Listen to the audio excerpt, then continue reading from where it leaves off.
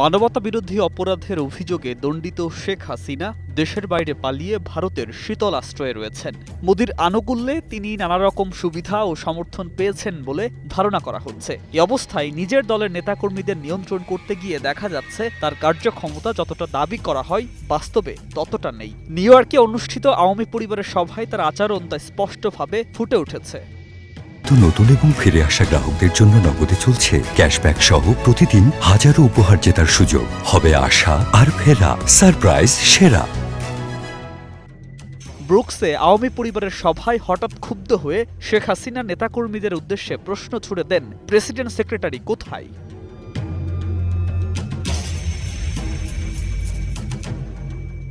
New York থেকে প্রকাশিত সাপ্তাহিক ঠিকানার ওয়েবসাইটে প্রকাশিত এক প্রতিবেদন থেকে এ তথ্য জানা যায়। ওই ভার্চুয়াল বৈঠকে সাপ্তাহিক ঠিকানার প্রধান সম্পাদক মোহাম্মদ ফজলুর রহমানও বক্তব্য দেন বলে প্রতিবেদনে উল্লেখ করা হয়।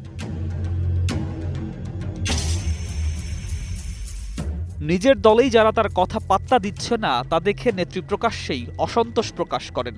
এই প্রশ্নই বোঝায় দীর্ঘ সময় ক্ষমতায় থাকা নেত্রী নিজ দলের সামনের সারিতে ঐক্য বজায় রাখতে কতটা ব্যর্থ। সভায় হাসিনা নেতাদের ভেদাভেদ ভুলে ঐক্যবদ্ধ থাকার আহ্বান জানান। তবে অনেকে মনে করছেন এই আহ্বান কেবল ভঙ্গিমার খেলা, কেননা তার নিজের দলের উচ্চপদস্থরা সরাসরি তার নির্দেশকে তুচ্ছ করে তুলছে। যুক্তরাষ্ট্র আওয়ামী লীগের শীর্ষ নেতাদের অনুপস্থিতি এবং সদস্যদের উদাসীনতা দেখিয়ে দিয়েছে তার নেতৃত্ব কতটা কার্যকর বা প্রভাবশালী তা এখন প্রশ্নবিদ্ধ। সভায় উপস্থিত নেতাকর্মীরা শোনার ভঙ্গিতে থাকলেও তেমন মনোযোগ দিচ্ছেন না।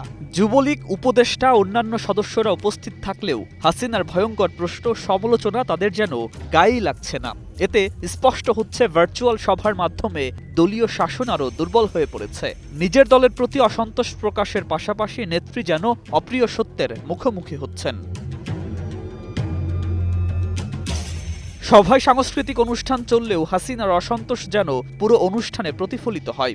যেমন কোনো সিনেমার সেটে পরিচালক থাকলেও কলা কুশলীরা নির্দেশ মানে না, তেমনই তার দলের সদস্যরা নেতৃত্বকে পাত্তা দিচ্ছেন না। পারফরম্যান্স সত্ত্বেও নেত্রীর মনে এক ধরনের শূন্যতা এবং হতাশা বিরাজ করছে, যা দলীয় শৃঙ্খলা ও নেতৃত্বের দুর্বলতার প্রতিচ্ছবি।